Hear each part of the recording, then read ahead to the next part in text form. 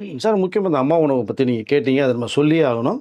ஏன்னா 2013ல ஜெயலலிதா அம்மையார் அவர்கள் ஆரம்பிக்கப்பட்ட அதாவது கிட்டத்தட்ட 407 உணவகங்கள் வந்து அவருடைய ஆட்சியில் திறந்து வைக்கப்பட்டது.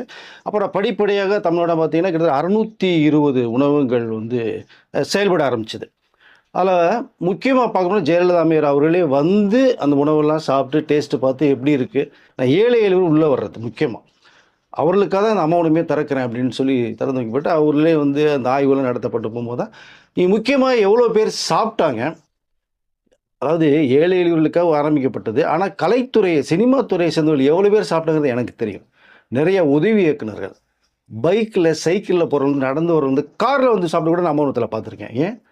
பிரபலமான இயக்குனர் கூட ஏவிஎம் புரொடக்ஷன்ஸ் தயாரிக்கப்பட்ட 2 படம் பண்ணக்கூடிய கேப்டன் விஜயா நடிச்ச படத்த இயக்குனர் கூட அவருடைய கடைசி இறுதி நாட்கள்ல வந்து பார்த்தீங்கன்னா, அம்மா உணவகத்தில சாலிகிராமத்துல இருக்கிற அம்மா உணவகத்தில தான் அவர் சாப்பிட்டு வாழ்க்கையே ஓட்டுனார்.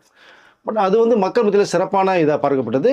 1 இட்லி ரூ. 1, ஒரு பொங்கல் ரூ. 5, ஒரு சாம்பார் சாதம், தக்காளி சாதம், தயிர் சாதம்ங்கிறது ஒரு ரூ. 5. நைட்டு வந்து நீங்க சப்பாத்தி, இட்லி சாப்பிட்டா ஒரு ரூ. 1 அப்படிங்கும். ஒரு நாளைக்கு அதிகபட்சம் ஒரு ரூ. 25 இருந்தா போதும். 3 வேளையும் சாப்பிட்டுட்டு அவருடைய வாழ்க்கை ஏதோ வேலைக்கு போறவங்க, போகாதவங்கன்ட்டு அவருடைய பொழுது போயிட்டு இருந்தது. அதுதான் ஒரு சிறப்பா பார்க்கப்பட்டது.